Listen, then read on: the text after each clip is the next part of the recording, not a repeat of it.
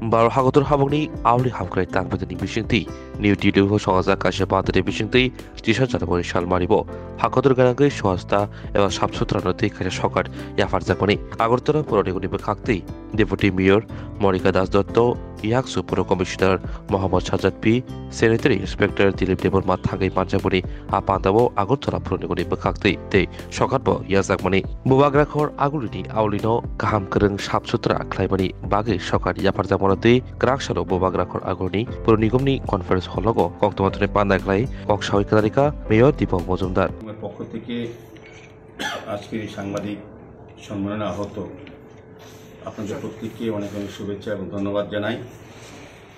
একটি বিশেষ বিষয় নিয়ে আমরা আজকে আপনাদের আমরা ডাকা হয়েছে। উদ্দেশ্য একটা হচ্ছে যে আমাদের রাজ্যবাসীকে, শহরবাসীকে আমাদের আগরতলা পৌর নিগম কর্তৃক স্বচ্ছতার বিষয়ে আমরা দায়িত্ব নেওয়ার পর যে কাজগুলি আগরতলা শহর পৌরবাসীর জন্য করে এসেছি তার প্রতি সম্মাননা বা মূল্যায়ন করা হয়েছে ভারত সরকারের নগরায়ণ দপ্তর থেকে।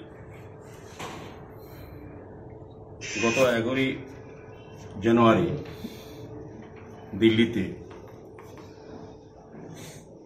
ভারত সরকারের নগর উন্নয়ন মন্ত্রণালয় দ্বারা আগরতলা শহরকে স্বচ্ছতম শহর হিসেবে পুরস্কৃত করা হয়।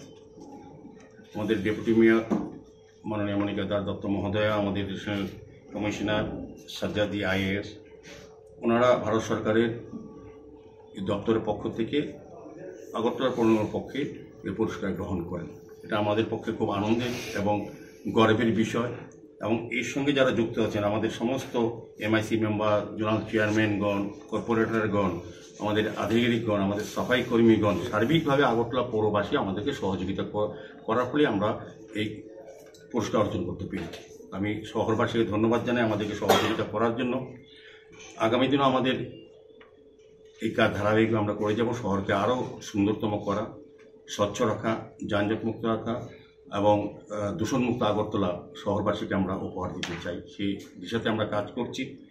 তো আপনারা জেনে রাখা ভালো যে এই পুরস্কার বিবেচনার ক্ষেত্রে সারা ভারতবর্ষের 4477টি এএমসি পৌর নিগম, পৌরসভাকে সামনে রেখে 54টি পৌরসভাকে বাছাই করা হয়েছে মূল পর্বে। তার মধ্যে আগরতলা মিউনিসিপ্যাল কর্পোরেশন একটা পৌর নিগম, যেটা স্বচ্ছতার জন্য এই পুরস্কার অর্জন করা হয়েছে, পুরস্কৃত করা হয়েছে। তা আমরা অত্যন্ত আনন্দিত। আমরা বলবো যে আমাদের দায়িত্ব আরও বেড়ে গেছে আগরতলা পৌরবাসীর জন্য কাজ করা। আমাদের সরকার 2018 আসার পর আমাদের রাজ্যের সামগ্রিক উন্নয়নের সঙ্গে আগরতলা শহরের উন্নয়নে আমাদের রাজ্যের মাননীয় মুখ্যমন্ত্রী প্রফেসর ডক্টর মানিক সাহার নেতৃত্বে সরকার কাজ করে যাচ্ছেন। এবং আমাদের আগরতলা পৌর নিগম 2021 8ই ডিসেম্বর যখন আমরা আগরতলা পৌরবাসীর আশীর্বাদে কাজ করার সুযোগ পেয়েছি, তার থেকে আমরা প্রতিনিয়ত আমরা কাজ করে যাচ্ছি শহরবাসীর সামগ্রিক সমস্যার সমাধানের জন্য, মৌলিক যে চাহিদা বা সমস্যা সেগুলো নিরসনের জন্য এবং নতুন সুন্দর আগরতলা গড়ার জন্য আমরা কাজ করে যাচ্ছি। তা আপনাদের জানা রাখা উচিত যে বা বলা উচিত আমাদের যে আমরা কিন্তু প্রতিটি জোনালে আলাদাভাবে সমস্ত একটা ম্যানেজমেন্টের মাধ্যমে কিন্তু আমরা এই স্বচ্ছ ভারত মিশন বা আমাদের যে অন্যান্য কাজগুলি আমরা করে যাচ্ছি। এখানে আমরা ডিটেলস একটা আপনাদের কাছে আমরা দিচ্ছি, তা আপনারা জেনে নেবেন যে আমরা কিন্তু এর আগেও আমরা প্রধানমন্ত্রী আবাস যোজনায় আমরা 35টি কর্পোরেশনের মধ্যে ভারতবর্ষের আমরা বেস্ট পারফর্মিং মিউনিসিপ্যাল কর্পোরেশন হিসেবে আমরা স্বীকৃতি পেয়েছিলাম। আমি নিজে গিয়ে নগর দপ্তর মন্ত্রী আমাদের সারা ভারতবর্ষে যিনি আছেন ওনার থেকে আমরা পুরস্কার গ্রহণ করেছি। কাজে আমরা কর্পোরেশন দায়িত্ব নেওয়ার পর কিন্তু আমরা একটা পর কিন্তু আমরা পুরস্কার পাচ্ছি আমাদের কাজের স্বীকৃতি হিসাবে। ভারত সরকার দিচ্ছে, যেমন পৌর নাগরিকরা আমার সহযোগিতা হচ্ছে, ভারত সরকারও কিন্তু আমাদেরকে এটা আমাদের সম্মান প্রদর্শন করছে। তো আমাদের গুরুত্ব যেমন বেড়েছে, আমাদের দায়িত্ব বেড়েছে। তো সার্বিকভাবে আমরা বিভিন্ন 51টি ওয়ার্ডেই বিভিন্ন প্রোগ্রাম আমরা সবসময় স্বচ্ছতা নিয়ে করি।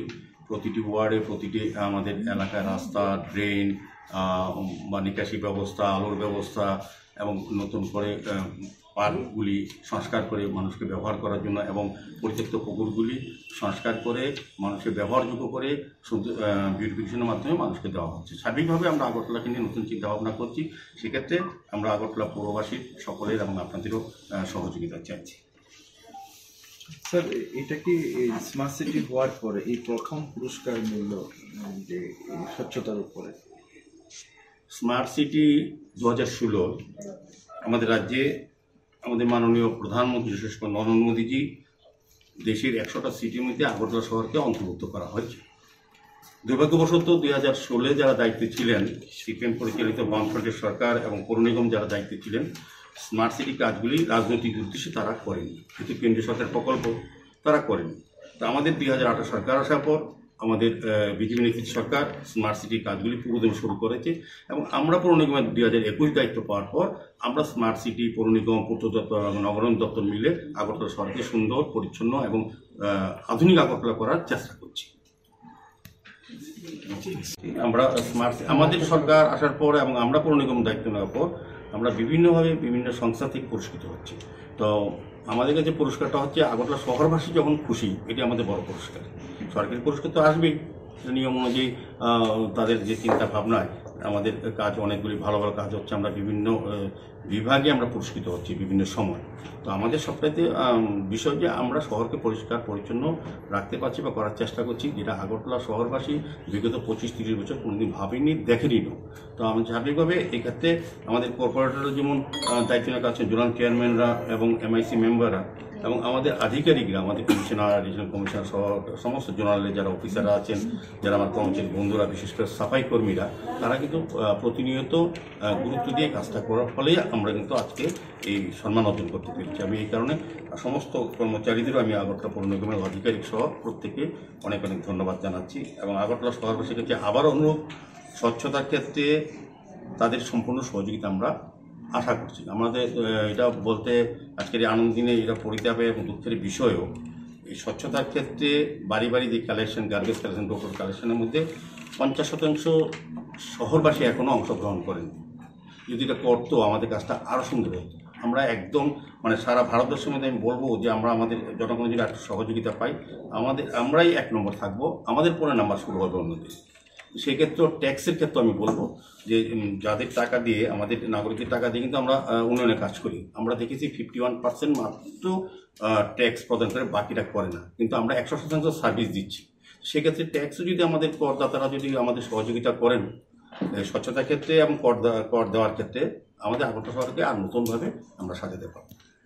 এই পর্যন্ত কয়টা পুরস্কার আসলো স্মার্ট সিটি হওয়ার পর? আমাদের সময় 3টে প্রাইজ আমরা পেয়েছি। আগে তো স্মার্ট সিটি কাজ ছিলই না, পুরস্কারের প্রশ্ন নেই। এখন আমরা কাজ শুরু করেছি, আমাদের কাজ এত ভালো হচ্ছে। আমাদের বললাম তো, সার্বিকভাবে আমরা ওয়ার্ডগুলি পরিচ্ছন্ন রাখার চেষ্টা করছি। আমাদের পৌর নিগমের যারা কর্পোরেটররা আছেন, 51 ওয়ার্ডে আমি সহ আমরা প্রতিদিনই আমাদের ওয়ার্ডে বসে আমরা যাচ্ছি, এলাকার মানুষের সঙ্গে কথা বলছি, এলাকার ড্রেন, রাস্তা, নিকাশি ব্যবস্থা, আলোর ব্যবস্থা সবগুলি পর্যাপ্ত আছে কিনা সেগুলি আমরা লক্ষ্য রাখছি। এবং আমাদের আগরতলা শহরে সবচেয়ে বেশি আমরা একটা পুরস্কার পেয়েছি, আমাদের ওই যে জমা জল যেটা আমরা বলি, আমাদের এটা কিন্তু আমরা একটা সাকসেসফুল জায়গায় গেছি। আগরতলা শহরে আপনাদের অভিজ্ঞতা আছে শহরবাসী, যে আগে অল্প বৃষ্টিতে সারা আগরতলা জলময় হতো, এখন বেশি বৃষ্টিতে কিন্তু শহরে বেশিক্ষণ জল থাকে না। এবং যেই জায়গাগুলি আগে জল থাকতো, বনমালীপুর, ধলেশ্বর, শিবনগর, জয়নগর, কৃষ্ণনগর, নিম্নাঞ্চল, এগুলিতে এখন কিন্তু কোনো বাড়িতে জল ঢুকে না। কাজে আমরাও চাইছি আগামী দিনে যে যতটা জল এখন থাকে কিছু সময়, সেটাও আমরা যাতে না থাকে, শহরবাসী যাতে জল যন্ত্রণা থেকে মুক্ত হয়, এটা আমাদের কমিটমেন্ট ছিল। সেই অনুযায়ী আমাদের সরকার এবং আমরা পৌর নিগম কাজ করছি। আমার বিশ্বাস আগামী দিনেও আমরা শহরের এই সমস্যাটাগুলি এবং পানীয় জল এবং বৃষ্টির জমা জল দুটোই আমরা নিরসন করতে পারব।